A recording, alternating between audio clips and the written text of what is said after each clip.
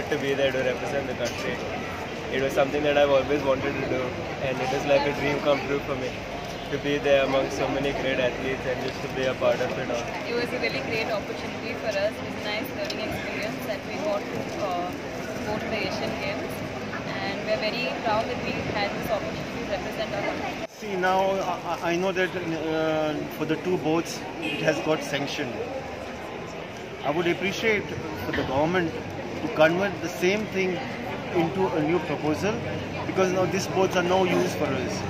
Now since Dayne is preparing for 2020 Olympic, so it is more better for him to buy an RSX, which is an Olympic class, and whatever the money is there, if they can utilize towards his training program, which will help us. Now his focus is main towards 2020 Olympics, getting India qualified. Around a month ago, before the event, my dad told me that we would be getting new equipment from the government so that we could use it for the event. So we were training with the equipment that we had before the event, and when we train on the equipment, there's a lot of wear and tear that takes place.